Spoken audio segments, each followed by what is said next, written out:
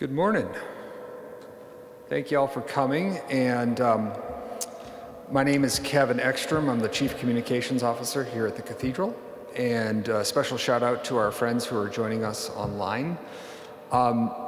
Really happy to have you here and really happy to get to this day.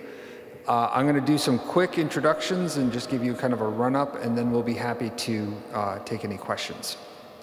With us today, we have Eric Motley on the far left. He is the co-chair of the special committee that has been working on the windows, also the deputy director of the National Gallery of Art. Next to him, Randy Hollerith. He is the dean of the cathedral.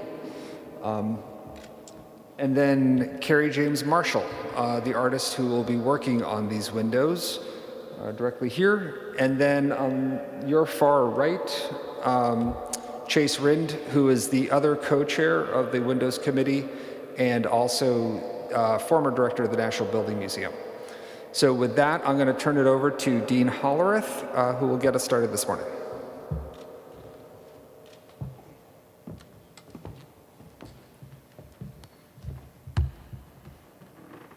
Thank you, Kevin, and welcome to all of you. Thank you for being with us today. This is a very special day for the Cathedral, and so we're really excited to be here. As Kevin said, my name's Randy Hollerith, and I am the Dean of Washington National Cathedral. And on behalf of all of us who work as part of this important and wonderful place, welcome. We're glad to have you here. Today is one of the most exciting days at the Cathedral that I've had during my 5+ years as dean of this place. It's a day we've been waiting a very, very long time for. And as we begin the hope-filled and creative process of putting something new in the place where the Robert E. Lee and Stonewall Jackson windows once stood in this cathedral.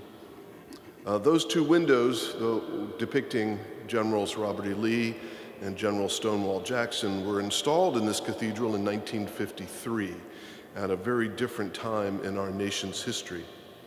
Following the deadly shootings in 2015 at Mother Emanuel Church in Charleston, the then dean of this cathedral, Gary Hall, called for the windows to be removed. And a task force at that point was formed, and rather than remove the windows at that point and put them away and sort of stopping conversation, we decided to spend the next 2 years hosting conversations and educational opportunities around the difficult issues that were raised by those windows of two Confederate generals and the legacy of slavery in this country.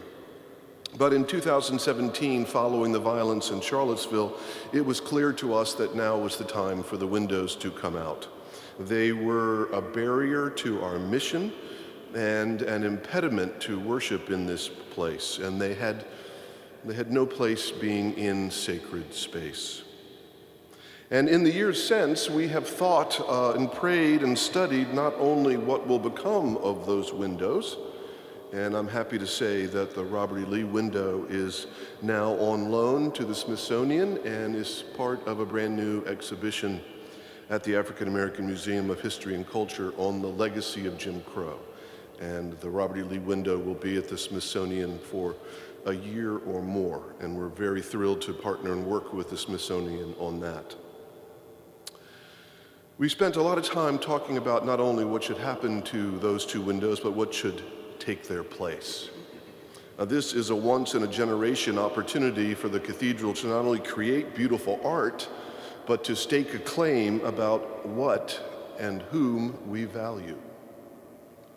That's why I'm so excited to announce that Kerry James Marshall, one of our nation's greatest artists, has agreed to design the new windows for this cathedral that will be a richer and more fuller expression of the nation we want to be and the ideals that we strive for as a country.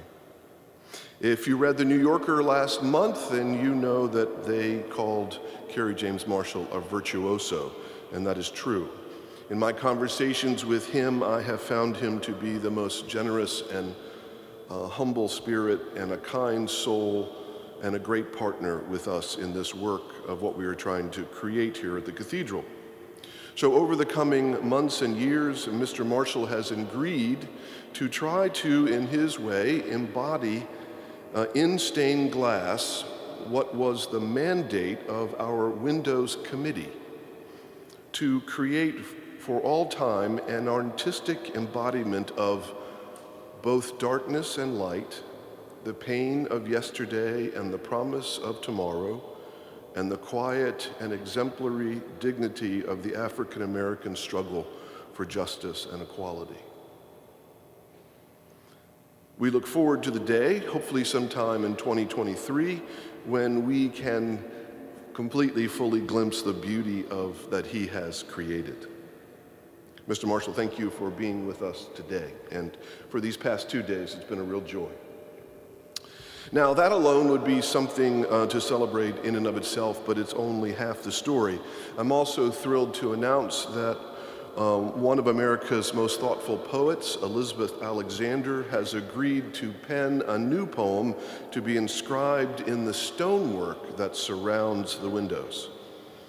Ms. Alexander is a Pulitzer Prize finalist and a proud daughter of Washington, D.C., and an incredibly accomplished artist. But she is also one of our nation's most eloquent and compelling voices, calling our nation to reconsider our commemorative landscape. I'm so grateful that she has agreed to take on this challenge of giving voice to our collective aspirations. For nearly 70 years, those two windows in this cathedral told an incomplete and one-sided version of history. Monuments in sacred spaces carry special weight and meaning, and when it became obvious that these windows were a serious barrier to this cathedral being a house of prayer for all people, we knew that we had to find a better way. Today, we see that better way in these two visionary artists, and we are thankful for their willingness to partner with us in this work. I also need to thank the benefactors who are making this work possible. First, the Andrew W. Mellon Foundation and its Monuments Project, of which this project is a part. We're very grateful to Mellon for their support. And to Kate Capshaw and Steven Spielberg and the Hearthland Foundation, who will make possible the carved words of Dr. Alexander below the new windows. And finally, the Ford Foundation, whose generous support will underwrite the public programming we plan to do around the issues of racial justice and equality related to this new installation. I'd also like to thank the committee that shepherded this work, especially our co-chairs, Chase Rend and Eric Motley, so much for the work that they have done, and for all of the committee members. We have some committee members here today. Raise your hands, please. Thank you all for the incredible job that you have done. When our Cathedral Committee was getting to work on this project, we had two artists in mind from the very beginning that we wanted to be involved. They were our dream. We had two artists that we dreamed about having engaged in this project. One was Kerry James Marshall, and the other was Elizabeth Alexander. There has been an immense amount of grace unfolding in this entire endeavor, and that, in fact, both of these incredible artists would agree right off the bat to partner with us to create this new piece of art. At every stage in the process, we have witnessed this amazing grace unfolding all around us. And it's been a long process, but it's been deliberate and it's been thoughtful, and I'm really happy to see where we have come. Dr. Alexander was with us yesterday, and she hoped to be with us today, but her work called her away, and we're sorry not to have her with us. But I'm so happy this morning to be able to introduce to you Kerry James Marshall to say a few words. Thank you.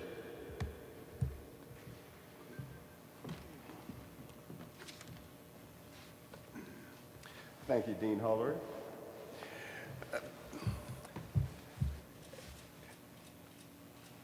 Well, I'm not going to be able to shed any light on what the project is going to be, because the challenge that the committee set for the replacement windows is a monumental task. And it's something that cannot be known ahead of time because the issues that the windows have to address are more complicated than anything that might be configured in a really simple sort of concept or idea. And since this is actually the first time I've actually ever been in the cathedral in Washington, it was really important for me to come here and really get a sense of what the place is, what's already here, what the mission they've tried to accomplish is, and then how I might be able to fit whatever it is the cathedral needs in order to fulfill its ambition for these windows, to fit that into a space in which they perform the kind of work that the cathedral needs for these windows to do. So this is something that's actually going to take a lot of time because history itself, as most people know, is a very complicated narrative to try and wrestle down. There are a lot of factors that have to be taken into account. There are a lot of things that might be used to represent it, but coming to a conclusion of what those things should be is actually something that takes more thinking and more contemplation than trying to arrive at some simple idea about the thing can accommodate. So what I'm going to do from this moment on, since I've been here for the last 2 days, and I've seen not every corner, but I've seen many of the corners of the museum, of the cathedral. I've been to many of the spaces. I've seen all of the windows that are already here. But a part of the challenge is going to be also not just to make a window, because there are windows already here, but to try and figure out a way, how do you take these two windows that are being replaced, how do you take the space that those windows occupy and create something that actually that on its own draws people to those spaces and invites them to want to engage with those windows and to know what the story is they're trying to tell.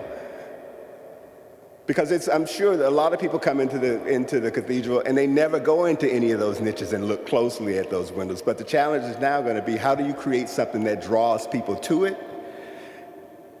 that has the capacity to elevate their conception of what it means to be here, their conception of what it means to be an American, and their conception of what it means to engage with the complex narratives of history that we all have some relationship to.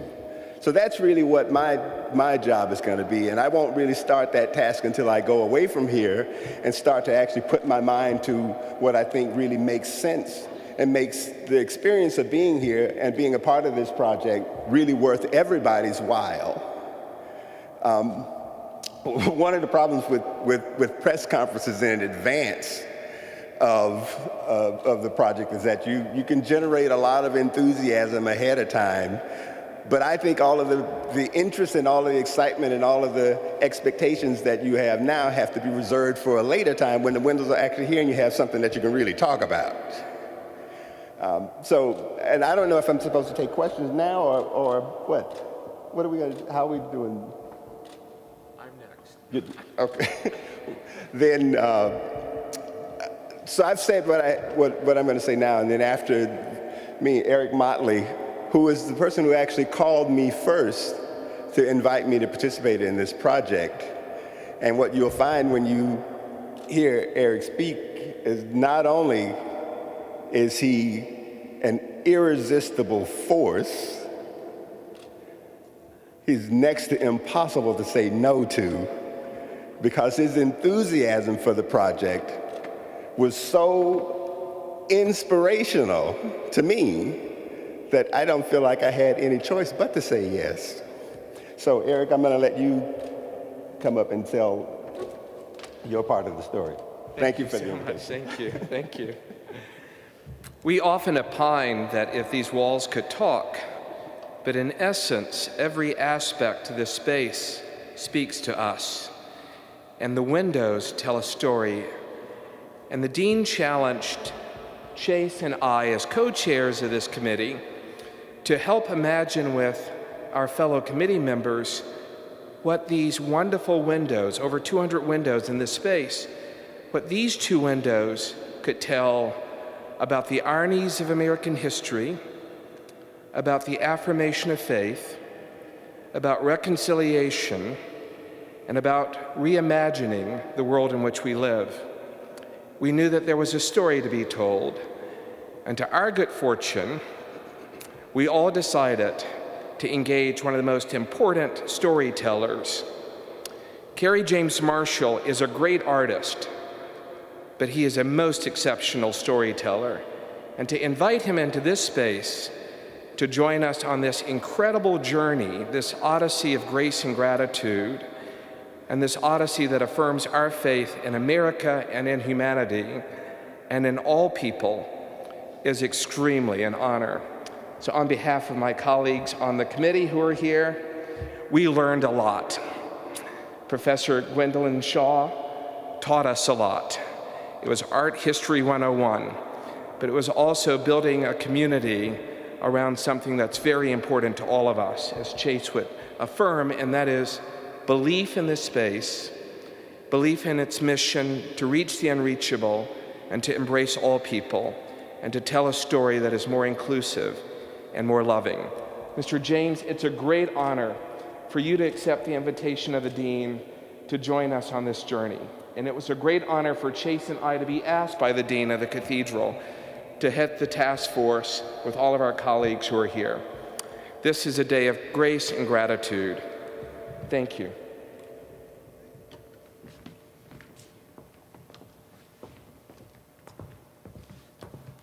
So at this point, happy to take any questions from folks who are here. And if you could just do us a favor and just tell us your name and where you're from. Adele.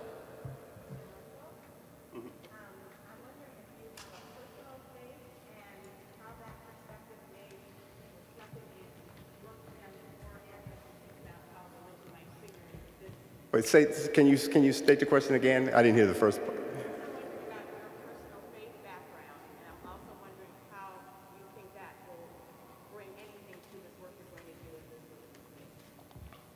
Well, I don't have any specific faith background of my own, but I think I have a fairly unique experience with church and faith that I think actually puts me in a position to consider a broader spectrum of ideas and concepts than maybe a lot of people who have committed themselves or dedicated themselves to a single faith. So of course, I was born in Birmingham, Alabama in 1955, 2 years after the windows were installed in the cathedral. I started out in Catholic school at Holy Family in Birmingham in kindergarten. But we were also a family that went to Baptist church at the same time. We moved to California in 1963. In California, I spent time, and my brother did, in some of the Baptist church in the neighborhood, but we also had spent a period of Bible study with Jehovah's Witnesses. I was finally baptized into the Church of Christ when I was 20 years old, as the only member of my family that had been baptized into anything. My mother later became Seventh-day Adventist. So I've been around a lot of people doing a lot of different things with a lot of different perspectives. And I've found myself able to move fluidly and comfortably in all those environments. Not to mention, not only, the one thing that I left out, I did some work with the Nation of Islam in Los Angeles also. So I've been around a lot of different faith communities. And I understand something about the various ways in which their ideas and attitudes about faith have been manifest in what they know and what they do. And so I think this gives me a fairly singular perspective because I've gone through so many different faith communities. And I think I have some understanding of how they think about their relationship to faith and what they think their mission in the world is. And so given that, I think I'm always sort of keyed to complexity. I'm looking for ways in which you can embody in a concept the multiplicity of all of those different faith perspectives. So that's, I think, the perspective I can bring and how it might affect my approach to doing the windows. Again, I know it's a huge work process. I'm just wondering if you have something with respect to the timeline. And you also mentioned some programming that would go along with the window. Will that be programming when the window is completed, or will it be programming throughout the process? And regardless of what that programming is going.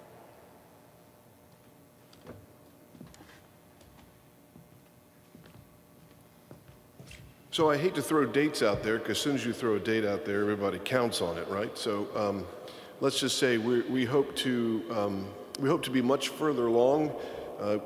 Mr. Marshall needs significant time to do his work, as does Ms. Alexander.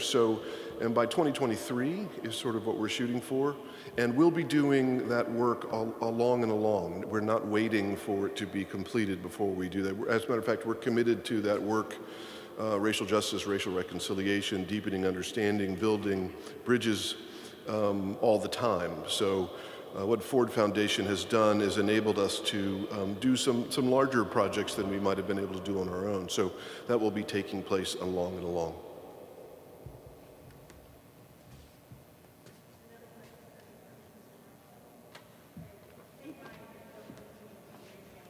Please.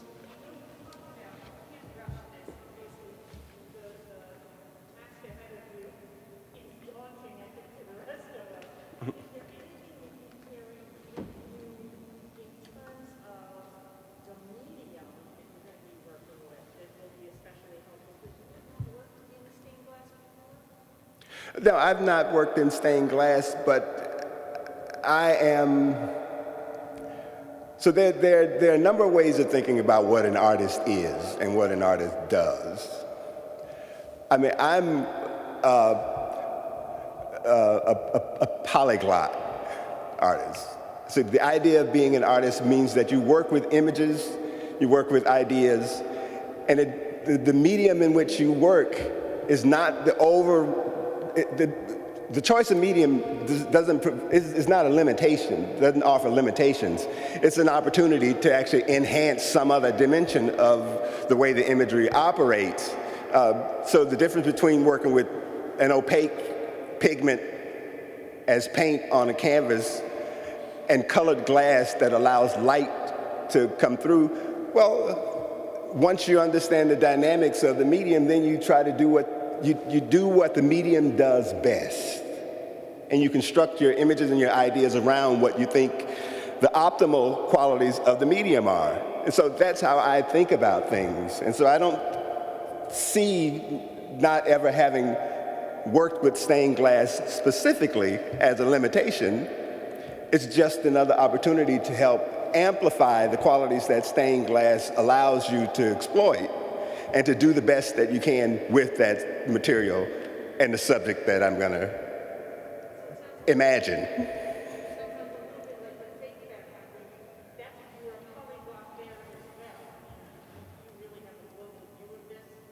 Well, as an artist, I think I feel like as an artist, I have an obligation and a responsibility to know everything that needs to be known about what it means to make images, in whatever way those images need to be made.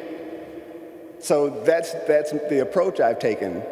And I've made it my mission to be familiar enough with all those materials and all those methods so that whenever the opportunity came to deploy them, I would be well-versed enough to make use of them and to make use of them effectively.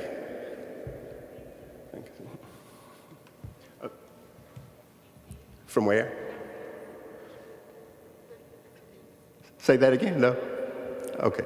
Axial, okay. Okay.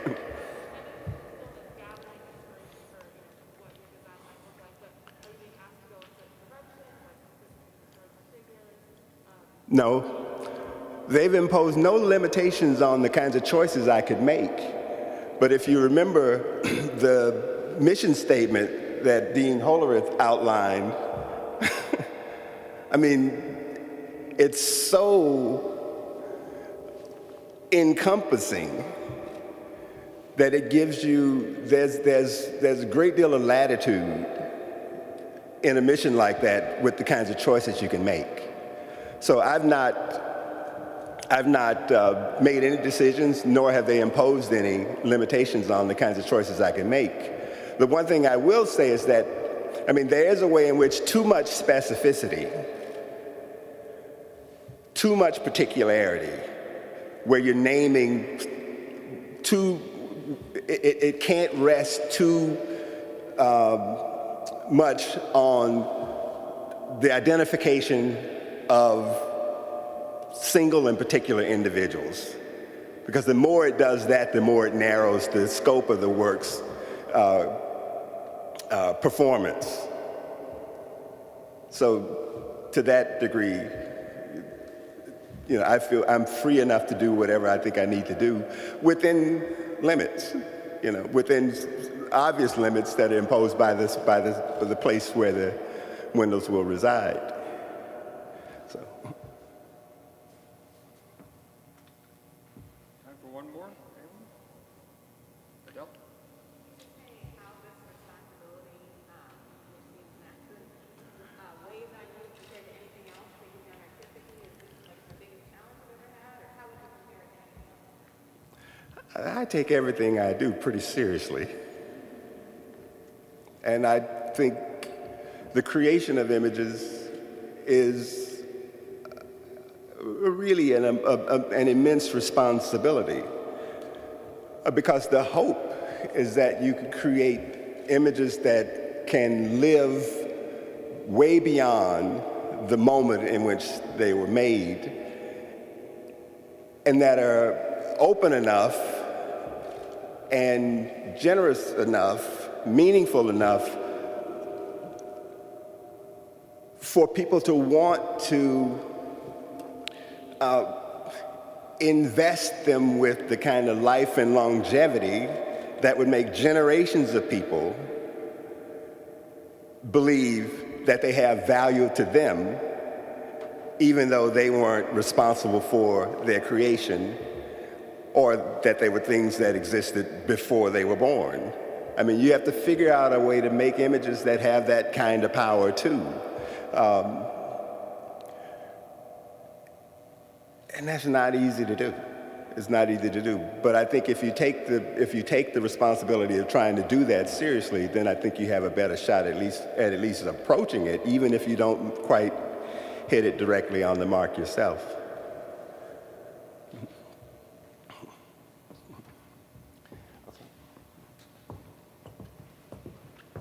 So, Yes.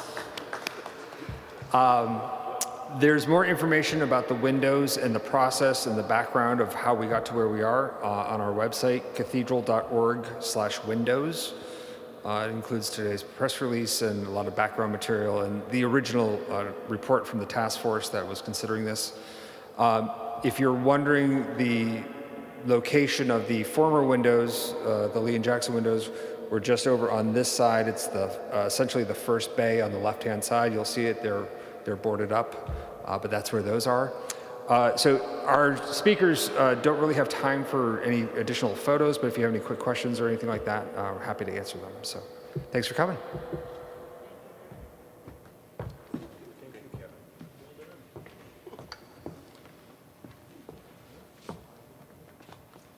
Wonderful. All we need to do is figure the pulpit now. I got my picture taken up there. Oh, you did? Yeah. The dean took my picture. Oh, the dean? Yeah.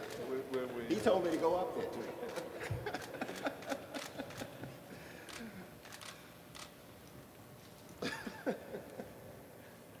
Only the dean could tell you to go up there. I know, but I didn't step on the platform. Okay. I wasn't going to.